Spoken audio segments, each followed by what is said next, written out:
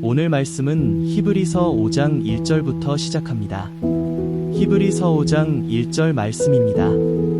대제사장마다 사람 가운데서 택한 자이므로 하나님께 속한 일의 사람을 위하여 예물과 속죄하는 제사를 드리게 하느니라. 대제사장마다 사람 가운데서 택함을 받아 하나님께 속한 일의 사람을 위하여 예물과 속죄 제사를 드립니다.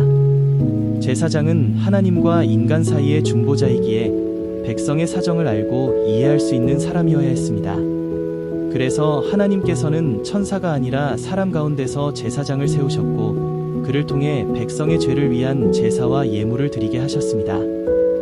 이것이 아론 계열 제사장직의 기본 원리입니다. 제사장이 하는 일은 두 가지입니다. 첫째, 하나님께 예물을 드립니다. 이는 감사와 헌신을 표현하는 봉헌입니다. 둘째, 속죄 제사를 드립니다.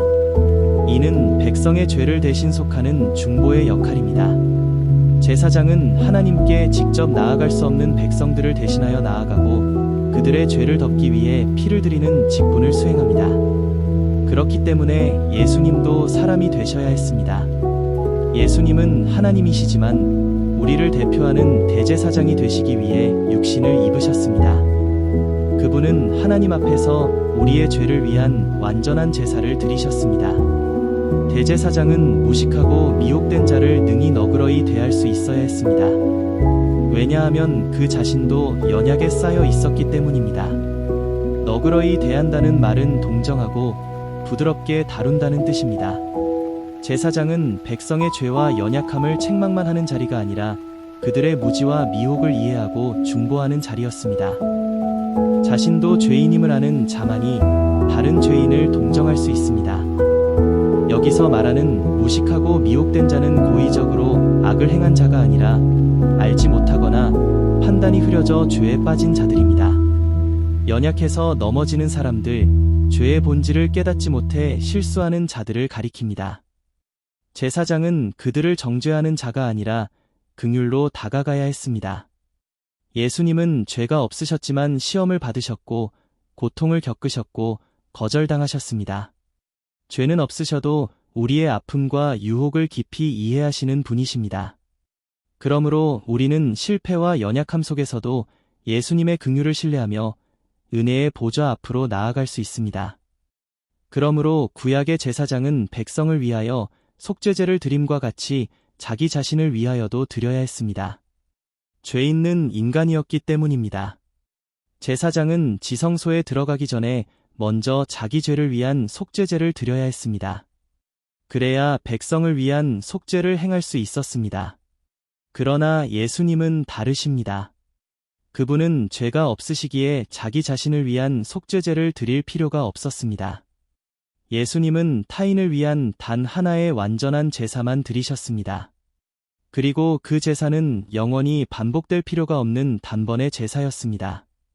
이 구절은 구약 제사장의 불완전성과 인간적 한계를 보여주며 예수님의 대제사장직이 얼마나 탁월한지를 대비시켜줍니다.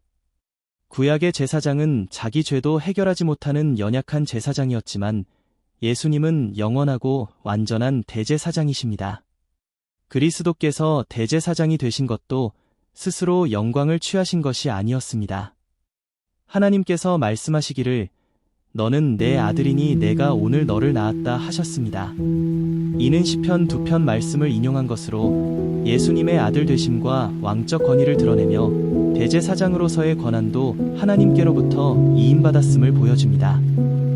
또 다른 곳에서는 내가 영원히 멜기세덱의 반차를 따르는 제사장이라 하셨습니다.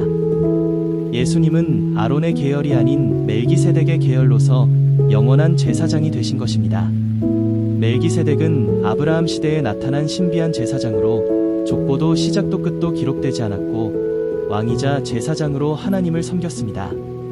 아브라함은 그에게 11조를 드렸고 멜기세덱은 아브라함을 축복했습니다. 그러므로 멜기세덱이 아론보다 더 위대합니다. 예수님은 이 멜기세덱의 반차를 따라 영원한 제사장이 되셨습니다.